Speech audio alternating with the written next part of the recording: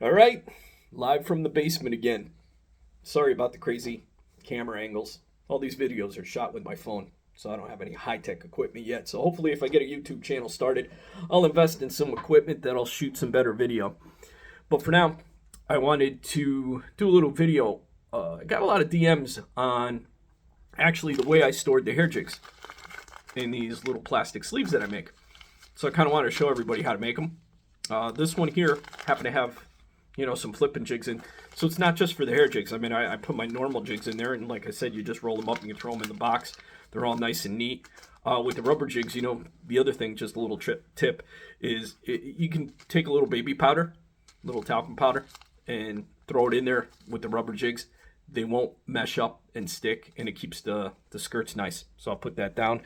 But I just kind of wanted to show you how I make them.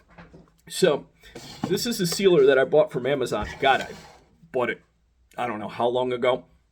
And it was fairly cheap. It really wasn't expensive. I want to say it wasn't like more than 25 bucks. So let me show you how this thing works. So basically there's an element, there's an adjustment for the heat. So because you can seal it and actually seal something and cut right through it if you want, or you can just seal it so it leaves just a nice little seam. I usually keep this on about 4.5. It goes from 1 to 8 on the dial here. There's a little element here. Now this one happens to have a black band here, and that holds the element on, and then there's another edge on the blue. It just happens to work out and convenient is that from the element to the end of the black edge is perfect for like a hair jig.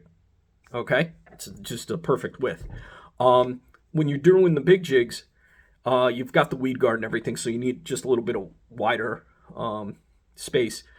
You go from the element to this blue edge, and it seems to be the best way, that I find to do it. So let me show you. Some of the plastic I use. This is actually like a plastic tube almost, and what it is for storing fishing rods. A lot of times you'll see, like when you get a new rod in the mail or at the store, you'll see that they come in these plastic sleeves. So I keep them because this is like super convenient. But I mean, you can use any kind of plastic bag. All you're going to do is seal it and cut it wherever you need it. But let me kind of show you what I do. So first things first is get one edge started. This is a tube.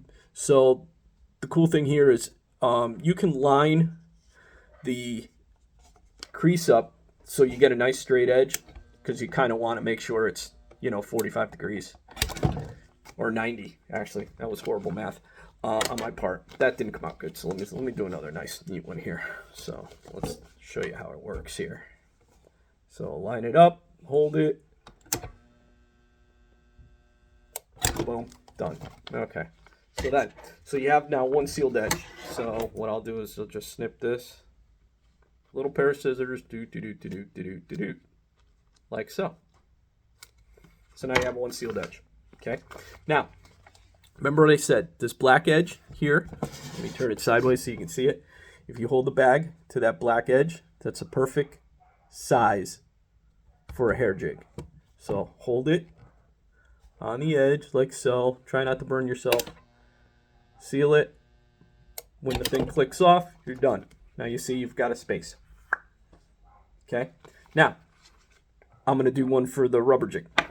So I'm going to run that edge that you just sealed onto the blue edge. Make sure you're nice and at a nice 90. Then seal again.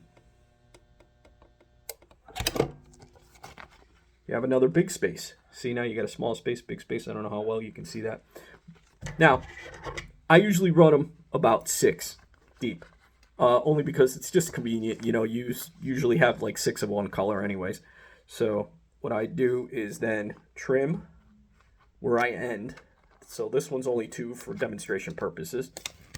Okay, and then take the top and cut the tops off. Okay.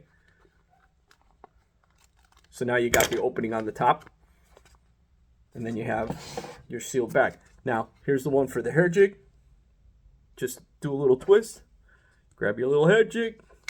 Put the little head in there. Boop. Tap it. Bang. There's your hair jig one. See how nice and straight it keeps it? Here's the other one. Regular living rubber jig. Kitech football jig. Boom, slide it in. There's your other one. Okay? Perfect. Now, a lot of people say, well, yeah, I can buy little plastic bags and stuff. Yeah, you can. But the problem is the plastic bags come already in set sizes, and none of them are that narrow for the hair jig. It's especially important with the hair jig. I don't think it really much matters with the living rubber jigs. But the other thing is most of them are usually zip locked on top, so you can't bend them to roll them to get them in a box. They're always stiff and stick out. So I just found that this is a better way for me to store the jigs, especially the hair jigs. So hope you liked it. Like I said, I got a lot of DMs, people asking me about it. So there you go. That's how I make them.